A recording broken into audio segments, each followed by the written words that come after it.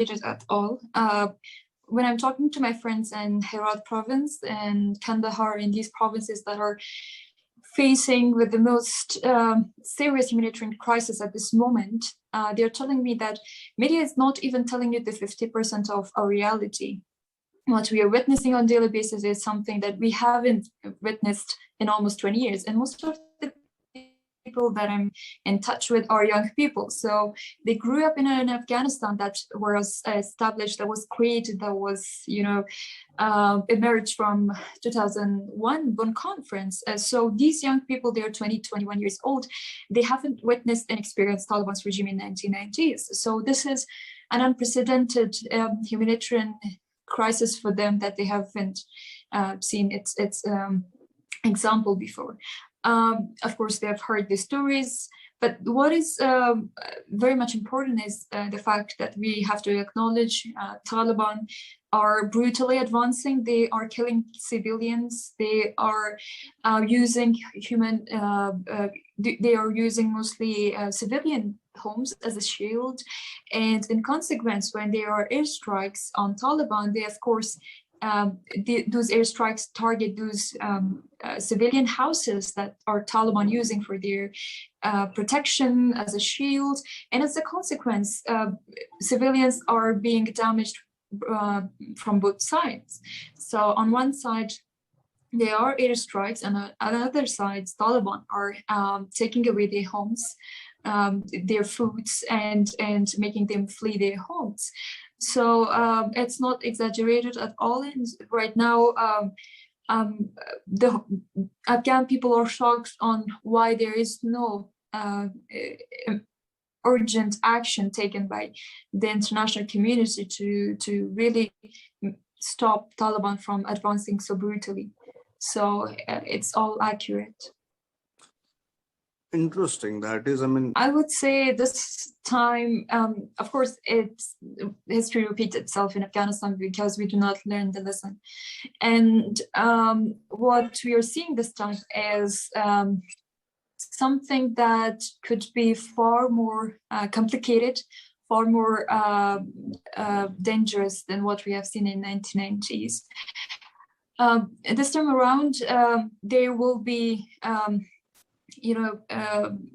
there will be a serious confrontation and a serious civil war happening inside Afghanistan. Of course, it was the same thing that happened during 1980s, but the people right now, what is important for me is to highlight the existence of people, young people, especially in the city, in defiance against Taliban forces, who grew up in modern Afghanistan, who themselves shaped modern Afghanistan. So, of course, Afghanistan is not developed, and it did not achieve its full potential in the last 20 years. When we had a relative security, some parts of relative development in terms of education, healthcare, and all other areas in the public sphere. But still, there is a relative progress. There is a generation that is not going to accept the repressive regime of Taliban because they have witnessed how liberating is democracy, and they believe in those values. So going back to the ground zero could not be an option for them. So I think this is the spark of hope I see at the moment. But this could also be shunned aside when you see civilians are targeted with no accountability, with no monitoring from the international community to make sure that the war crimes are not committed and laws are obeyed during confrontations and conflicts.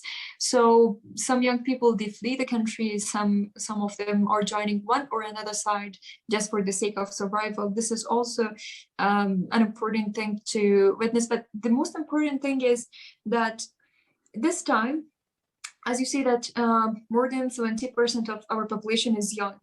So the forces fighting on both sides, they're also young. And this younger generation, I can bet that most of them do not know why it all started 40 years ago and where is it going to lead us.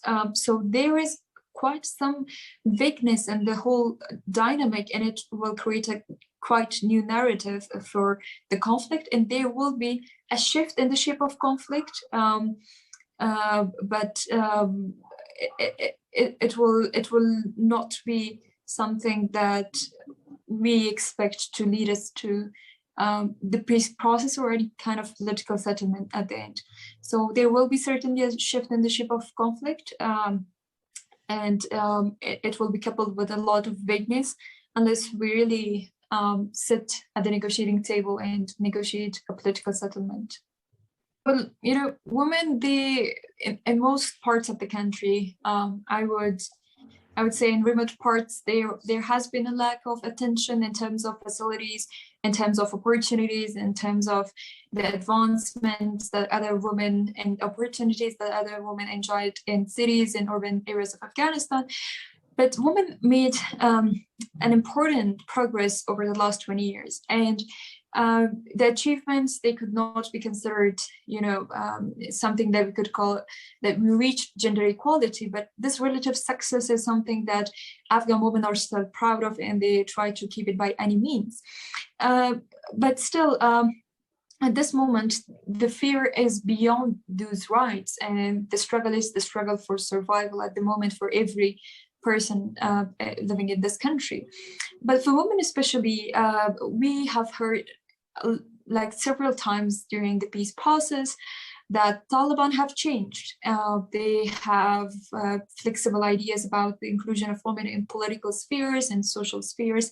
And of course, it created an environment that I would call, or a mindset that I would call cautiously optimistic between a lot of people, especially women, and they have agreed that Taliban could be a part of any political structure, and there could be a power sharing deal between the parties, but it should be conditional, of course. So there was a willingness for having Taliban back into the political structure, but soon it was revealed that those Taliban sitting at the negotiating table in Doha, they do not necessarily represent Taliban who are on the ground, Taliban who are fighting right now. They still have the same ideologies and even the grudges that they will not easily get rid of it, or they will not step back of those valued ideologies for themselves, which are mostly conservative norms that they are following. And in districts that are captured right now by Taliban, most women, not most women, but no woman can go to work. Nobody can attend schools. Of course, right now it has this cover of having a serious security situation that is concerning, and nobody shall get out of their homes. But for women especially, they're not allowed to go to schools and workplaces. So it signals, if eventually we see Taliban recapture the capital city, Kabul, or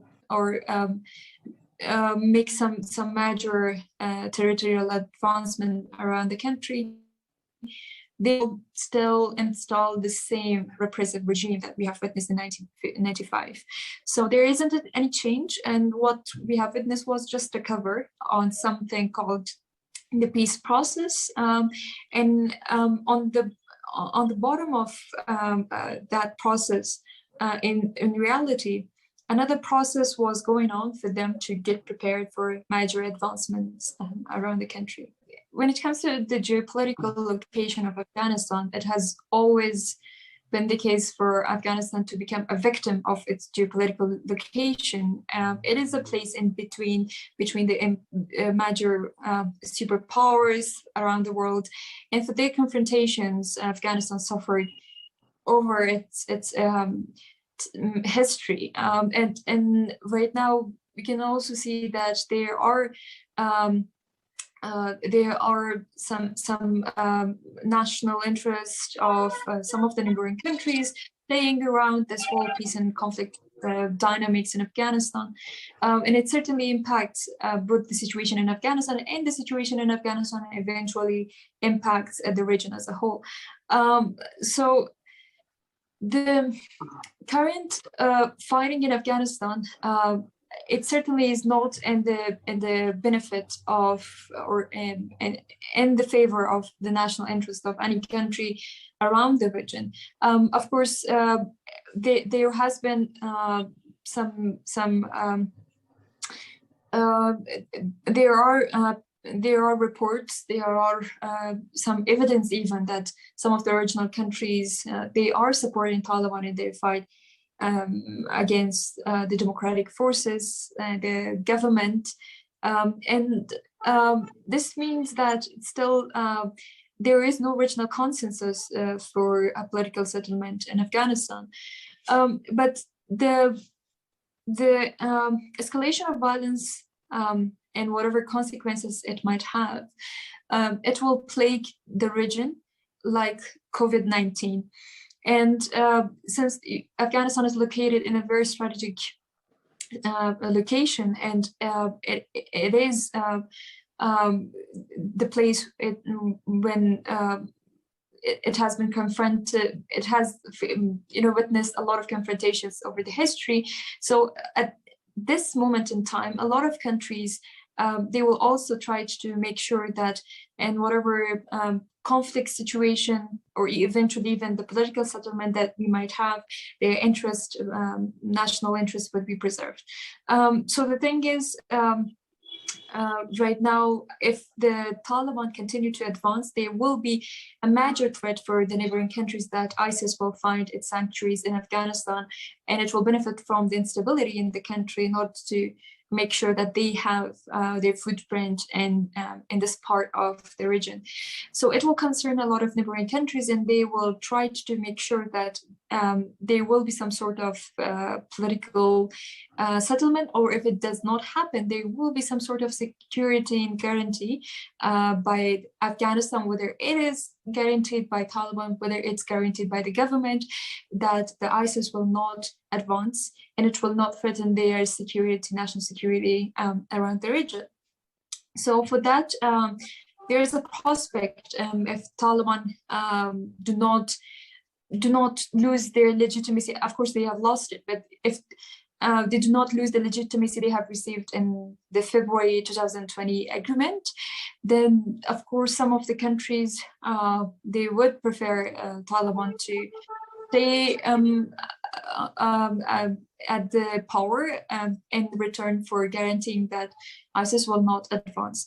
But still, I see that there are some of the efforts made by both superpowers and especially the countries around the region to make sure there's a consensus in place, and that consensus will put pressure on parties to make a political settlement and eventually end this war, and eventually prevent other terrorist groups such as Al-Qaeda or ISIS from threatening their national security.